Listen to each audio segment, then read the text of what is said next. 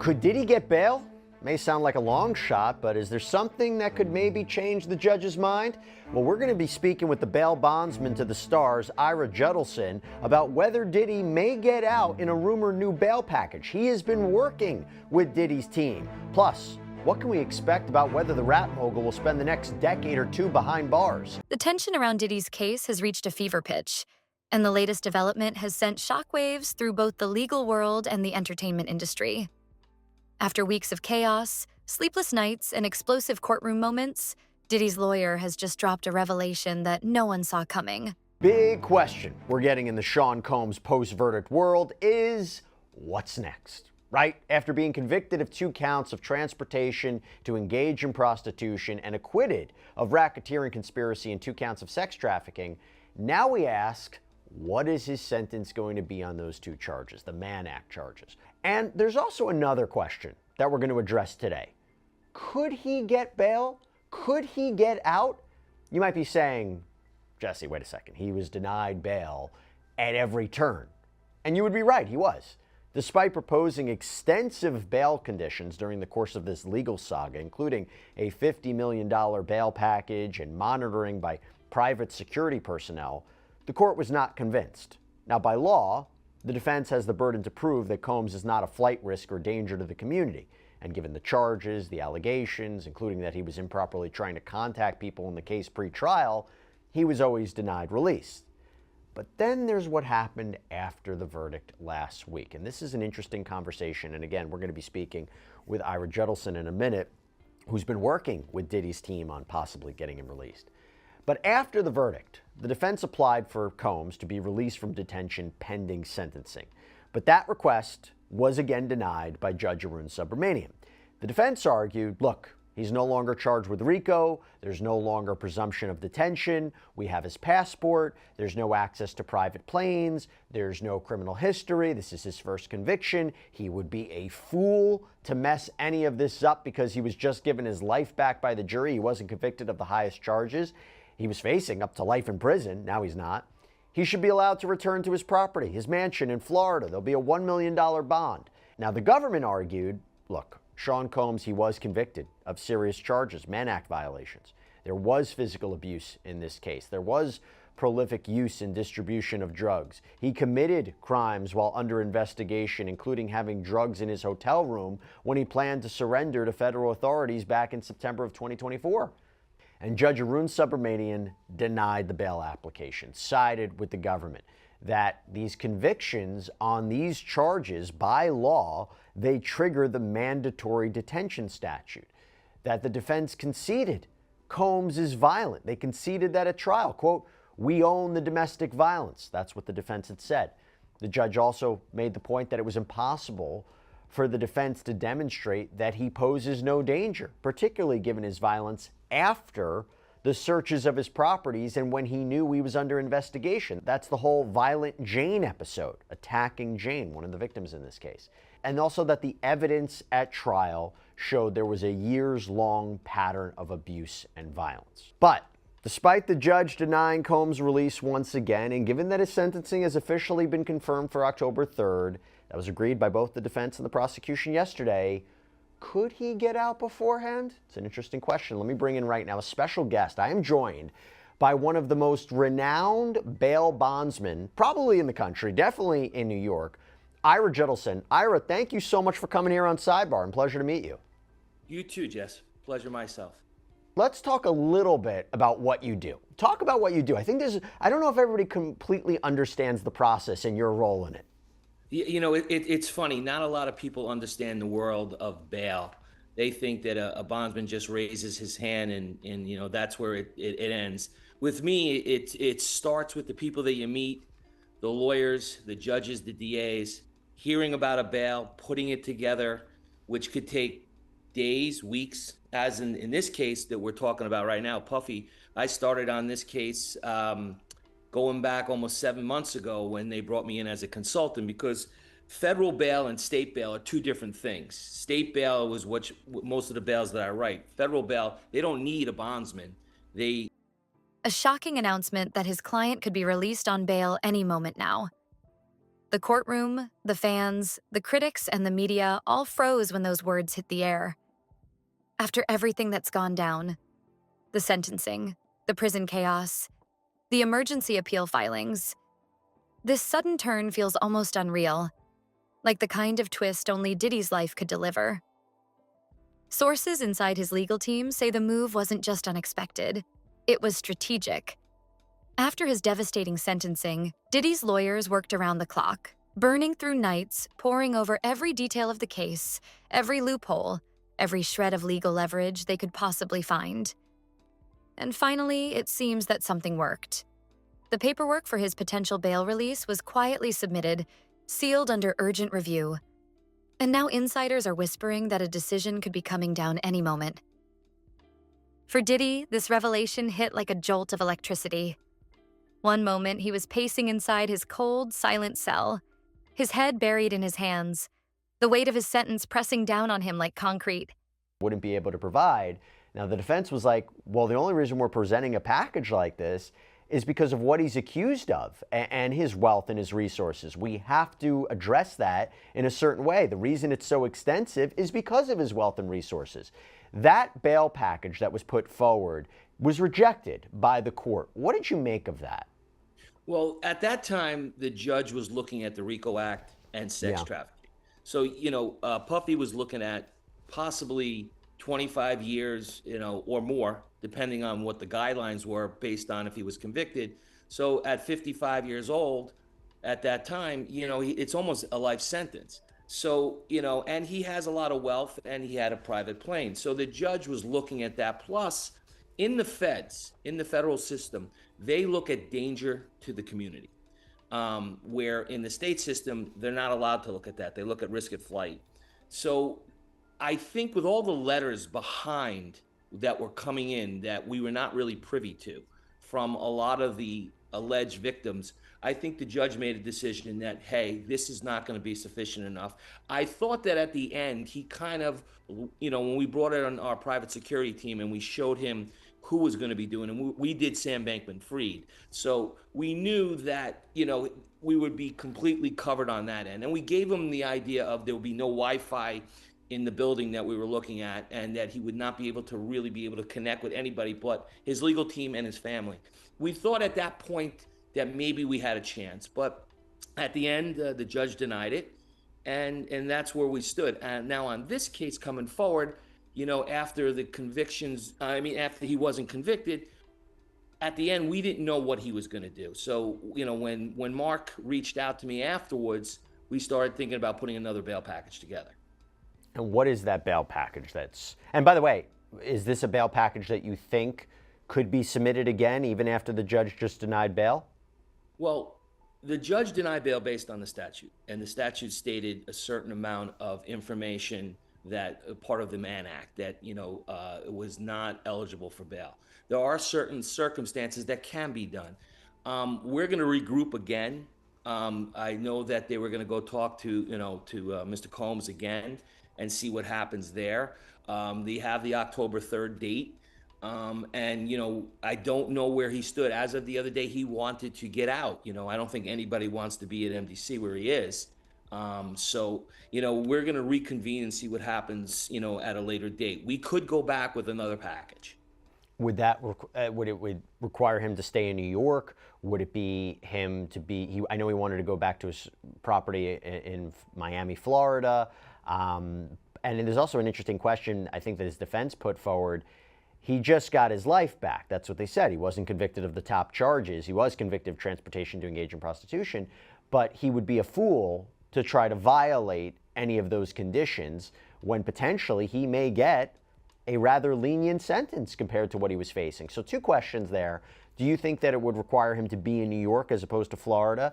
And do you think that he'd really be in a position to violate the conditions?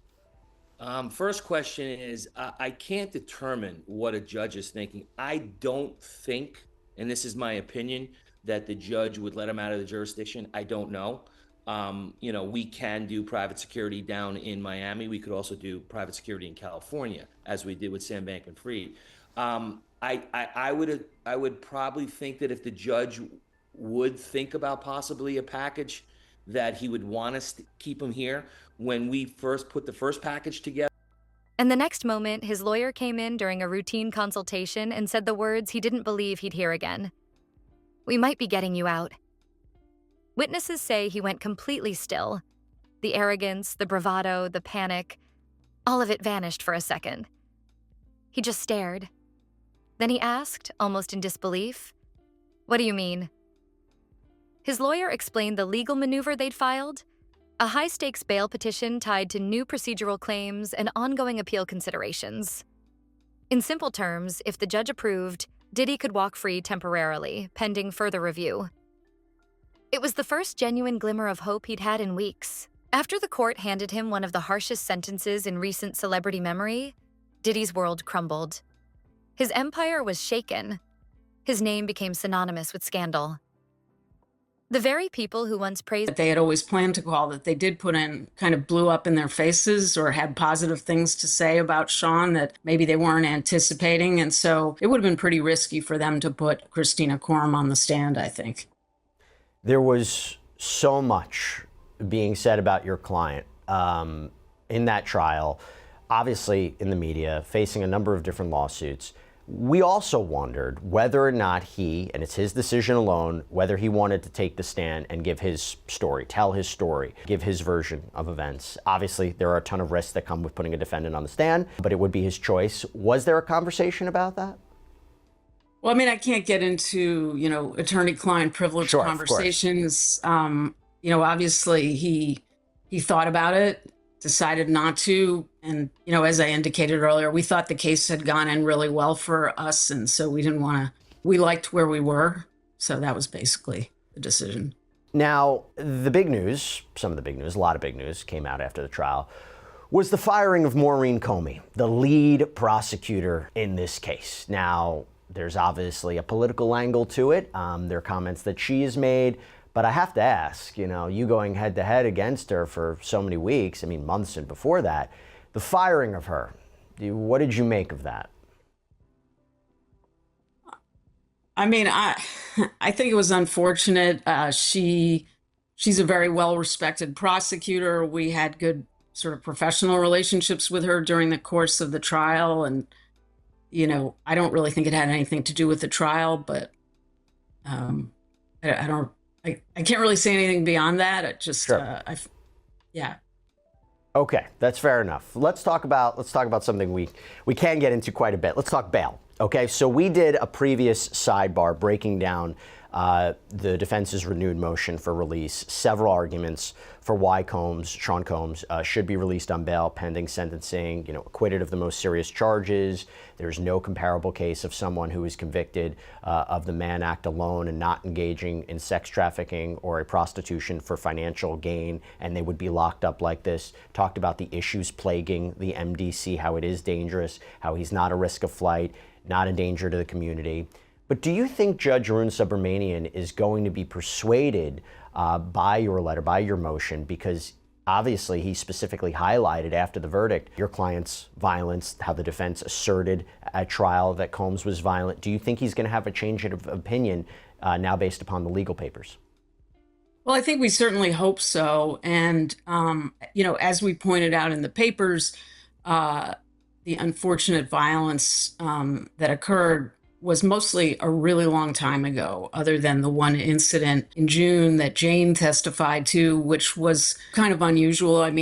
They had been together for 3 years. There had been no violence, and she essentially started the fight. I'm not excusing anything, but it was kind of a one-off. And I think the government really hadn't put in any evidence of any recent violence. The Intercontinental video, remember, that was almost 10 years ago. He broke up with Cassie in 2018. And in our reply papers yesterday, we submitted a letter from Gina Hyun, who was one of the alleged victims, a different ex-girlfriend. And I think it was a pretty powerful letter about how Sean has changed, how she's not concerned about violence. She thinks he should be released on bail. So we're hoping that will persuade the judge, given everything else, particularly, as you noted, like the really... Tim turned silent or walked away. Every night in that cell was a reminder that the world he'd built was slipping further away. So when the possibility of bail appeared, he clung to it like oxygen. Inside the prison walls, the news spread fast. Inmates talked, guards whispered. Even staff were overheard debating whether the music mogul was really about to walk out the door. One guard reportedly told a colleague, "Man, if he gets out, this place is gonna lose it." But for Diddy, the idea of freedom wasn't about fanfare. It was survival. He'd been struggling, mentally, emotionally, physically. Reports claimed he'd stopped eating regularly, spent long stretches pacing alone, and refused to sleep more than a few hours at a time.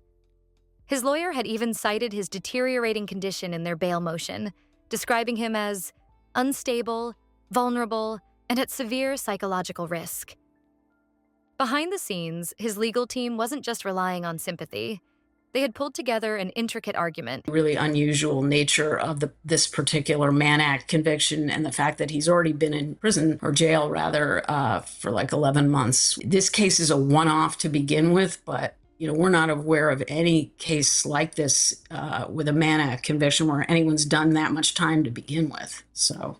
And prosecutors, I'm imagining, have come back or will come back and say, well, listen, look, after the raids on his property, he engaged, or what they would say, he allegedly engaged in criminal activity and, obviously violence, they say, with Jane. But they say, look, what was in his hotel room when he was picked up in New York. They made allegations of what he was trying to do while he was in the MDC, whether it was using other inmates' phone privileges to have three-way phone calls. That was litigated before trial. What would be your response to say, you make the point that he is a changed person. The violence that was shown during the course of this trial is from years ago. But how would you convince the judge to say, listen, we are being truthful, we are being honest, we are being forefront, that he really is a different human being? Because the judge, again, this was right after the verdict and didn't have an opportunity for a briefing schedule. How can you make the argument that he is different and that he should be trusted? Well, I think, the point you mentioned about the arrest, unfortunately, Sean has struggled with drug addiction for a long time. And I think one of the good things and positive things that has come out of his incarceration is given him an opportunity, to rehabilitate. He's committed to continuing that. He's committed to a long-term program of therapy and helping with the domestic violence problem that he's had in the past. So, at a certain point, you have to just...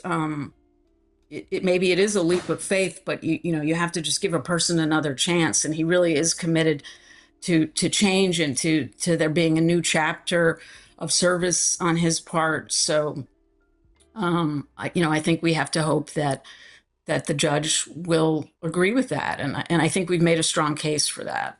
Do you know when the judge might make a decision on bail? We don't know. Okay. If he denies release again, does that give you a sense of what sentencing could be like? Now, to be clear, my understanding is Judge Arun Subramanian even said at the point, if I make a decision on release, it's not indicative of where I'm leaning towards sentencing. I know there's a pre-sentencing investigation still being conducted or has been conducted. There's a lot of factors to consider. But I have to ask about whether this is going to, have an effect on sentencing. Do you believe it's going to have an effect on sentencing? Does it give you a preview of where the judge is lining up? Because my understanding, correct me if I'm wrong, you are probably going to be arguing for time served, maybe a minimum of 21 to 27 months. Where do you think the judge is going to go here? Yeah, I think that you have to take each step at a time and that the judge is not going to prejudge that. There's a lot more information he needs to get, not only the pre-sentence report, but we're going to make a very fulsome sentencing submission. And he's going to have, a much more detailed picture. Even, the trial was about the charges, right? And he doesn't have the full picture of all the factors about Sean's life that he's going to consider. There's going to be a big fight about the sentencing guidelines. We think actually we're going to end up arguing for an even lower guideline range than we had originally believed at the time of the verdict, where we didn't have we had like a couple of hours to try to figure out what to say about bail. So, I hope the judge will grant bail, but I feel confident that even if he doesn't, it doesn't necessarily mean he's not going to sentence Sean to time served. He's going to take everything into account when he gets all the submissions. And, I've got a lot of confidence that the judge is going to be fair and citing inconsistencies in the trial, procedural errors, and new evidence under seal. It was a long shot, but it worked its way to the right judge, the one with the power to grant conditional bail. And now, as one insider described it, the judge's chambers are reviewing it as we speak. This could happen tonight, tomorrow, or in a few days. It's that close. The reaction outside the courtroom has been divided.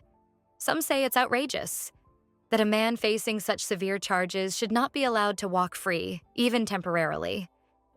Others argue that bail is a legal right, that Diddy deserves the same treatment as anyone else awaiting appeal. But everyone agrees on one thing. This development changes everything. When word of the potential release leaked to the media, the frenzy was immediate.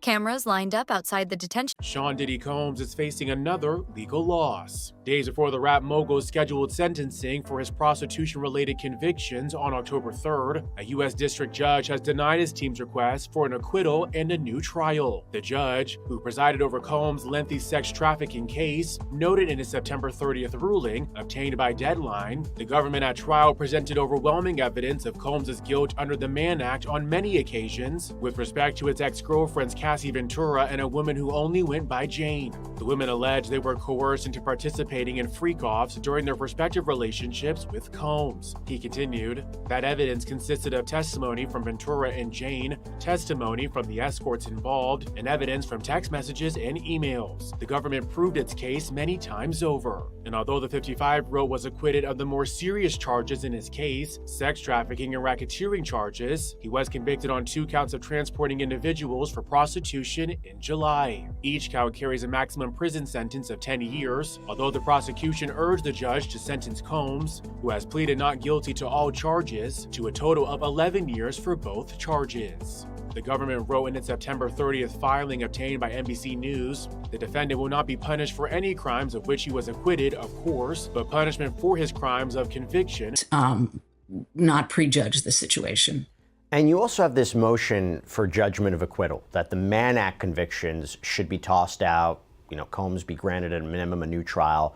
Number of very interesting arguments that are present, and it's basically that there has really never been, as we've talked about, a prosecution conviction on a Mann Act like this, that Combs wasn't profiting off of the business. They were all consenting adults that were involved. The jury didn't find that there was any sex trafficking, that this isn't even prostitution per se, it's more voyeurism, that the intent wasn't for people to travel for sex for money, but paid them for their time. They were all having a good time. There's a First Amendment argument that the freak-offs and the hotel nights were performances that were videotaped so he could watch them later. It's amateur pornography. There's an argument that he was prejudiced because of all the other evidence that came in to prove RICO or sex trafficking, but would never have come in if this was merely a prosecution for the Mann Act violations. Specifically, we talk about the Intercontinental Hotel footage. But couldn't the counter argument be, if you look at the text messages and voice notes and the travel, hotel, the payment documentation, that these charges, the Mann Act charges, could have been proven based on that evidence alone and not anything else about racketeering or sex trafficking? Well, I think that goes, I don't agree with that. I think that, as we argued in the papers, the government didn't really show that the purpose of the travel was to have sex for money, and that in fact all the testimony and a lot of the other evidence showed that the men were being paid for their time. But even if we were wrong about that one, we have a number of the other arguments that you mentioned that really aren't undermined by those records. So for instance, one of our main arguments is that this statute, which used to be called the White Slave Traffic Act, it has this long history, but even with this long history, it's never been applied to a case like this. The term prostitution in a lot of states doesn't include this conduct, even if someone's being paid. If the person making the payment is paying essentially to observe other people having sex, that's not prostitution. So we've got the First Amendment argument, as you mentioned, and the new trial argument. So all of those arguments, I think, are independent of, the issue you raised, which, so we think we have a really facility. Reporters stood under umbrellas, waiting through the night for any sign of movement. Social media went into meltdown. Hashtags like Diddy bail and Free Diddy trending worldwide. Some fans posted messages of support, others mocked him, saying justice was being undone by money and influence. But no one could deny that, once again, Diddy had found a way to flip the script, at least for the moment. His lawyer's press statement added fuel to the fire. Calm, measured, but deliberate, she said, "We have full faith in the judicial process. We believe the court will recognize that my client deserves the opportunity to prepare for his appeal in a safe and stable environment outside of incarceration." Those words were carefully chosen, but the meaning was clear. They weren't just asking for leniency. They were asserting it as a right. Inside his cell, Diddy reportedly began preparing mentally. He cleaned his space, packed up small belongings, folded his few clothes neatly. Spoiler for the viewers here that the judge decided to keep him behind bars until his sentencing hearing. So I did see kind of a little bit of disappointment from both Sean Combs and his family after the judge made his decision. So the judge said that the jury convicted the defendant on count 3 and 5, that being the Mann Act. He says bail is denied because the government correctly noted that detention is mandatory and it's not appropriate for Sean Combs to be released on bail given the charges that he's still been convicted of. And so the judge says that they disagree with the defense's argument, saying that any felony under 117, and Jesse, you probably know that more than me, requires detention. And he said even if the defendant is required to not be likely to present a danger to the community, the judge even kind of pointing out just some of what we had heard during the trial where the defense conceded that the defendant, Sean Combs, was violent. The judge said, "We own the domestic violence." That was a word that he took from the transcript because Mark Agnifilo had said that in open court. He told the jurors that, and he told them that multiple times. And the judge pointed it out multiple times from the transcript. He says that the defendant's concession as to domestic violence wasn't necessary. He pointed out Mark Agnifilo's closing where he says it's horrible for Miss Ventura what she had gone through and that domestic violence is the issue, kind of even pointing to her Instagram statement that she had made after the 2016 video was released on CNN. And again, the judge was saying that the video is very much domestic violence, even kind of pointing to the London hotel incident, saying where Mark Agnifilo had pointed out that obviously something happened, that he was violent at times, and that conceding the defendant's violence, that he even poses no danger, that he was pointing to violence happened after the HSI raids in March of 2024, because they kind of pointed to what had happened to Jane just a couple months after, and pointing back to the June 2024 incident, which was just a little more than a year ago to this day. And so for those reasons and just some more reasons too, the judge decided that the defendant will remain behind bars pending his sentencing. And yeah, I looked at the government's letter and they were like, they talked about violence, they talked about drug use, they talked about the abuse of Cassie, that you have multiple victims in this case, that he used the staff to carry out these transportation to engage in prostitution crimes, that he tried to obstruct justice with respect to these crimes, that under the Bail Reformed Act, they argued this was a crime of violence, that he poses a serious risk of flight, a danger to the community. So clearly it seems that the judge was persuaded by that. The judge did mention something really, really interesting, because somebody would listen to this and say, oh my gosh, he's going to throw the book at him. He actually said the court takes no position on what it will consider at sentencing, nor what sentence it will impose. However, we kind of got a little bit of a preview of what a potential sentence could be, right? We kind of got an idea of what the defense is advocating and what the government is advocating. Yeah, so what the defense was kind of advocating for was anywhere between the guidelines of 21 to 27 months behind bars. So if you think about Sean Combs and his time that he served, he's nearly at a year. So if the judge were to go for the defense's route, he could be out within a year. Whereas the government was like, okay, no, under the guidelines, it's really 51 to 61 months. So from the government's point of view, Jesse, it seems like there is kind of a disagreement as to how long the defendant should serve as far as his time goes, but either way he'll still have time served. And so depending on whether it's 51 to 61 months or like the defense wants 21 to 27 months, it'll ultimately be up to the judge to make that decision.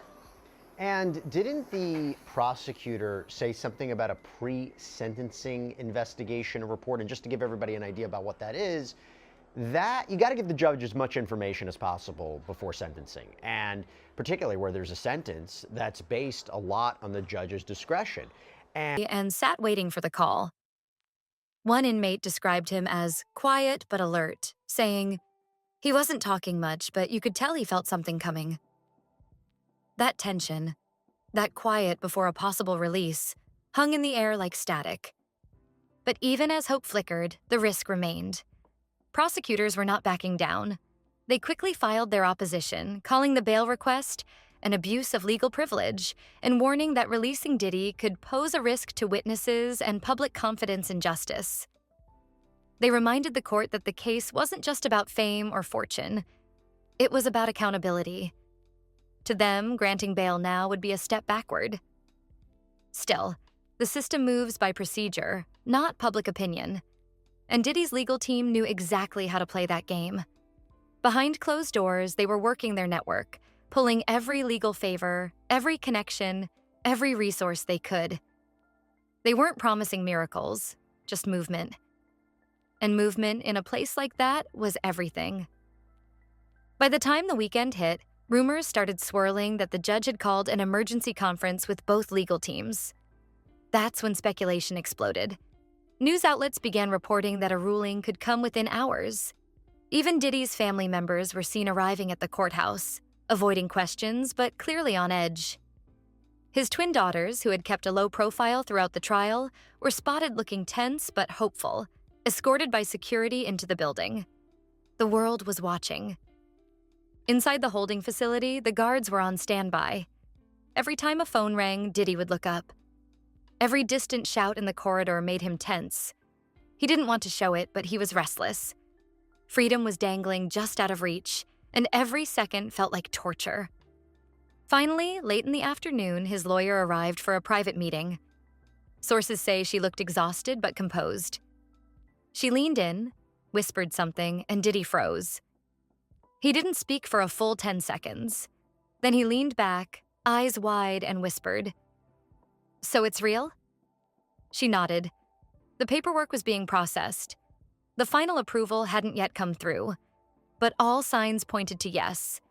If that approval lands, Diddy could walk out under heavy security and strict bail conditions. House arrest, ankle monitor, travel restrictions, daily check-ins. But even that kind of limited freedom would feel like a miracle compared to where he'd been. His team already has a secure location ready for him. Away from cameras, away from crowds, somewhere private where he can strategize his appeal and rebuild his mental strength. For now, the world waits. Every hour brings new rumors, new speculation. Will the judge approve the release? Will the prosecution succeed in blocking it? Or will Diddy, against all odds, walk free once again, at least for a moment, before the next chapter of his legal war begins? Because if there's one thing everyone's learned about Diddy through all of this, it's that he doesn't go down quietly.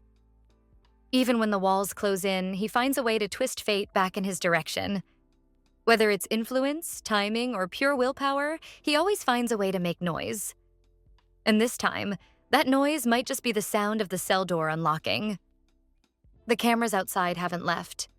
The reporters are still standing, the fans still watching. And somewhere deep inside that facility, Diddy sits motionless, waiting for the call that could change everything. If the judge signs that order, within minutes, the world will see him walk out, battered, exhausted, but still standing. The man who the court tried to silence might once again step into the light, ready to fight, ready to rebuild, and ready to remind everyone that even from the darkest corners, he's still capable of shaking the world.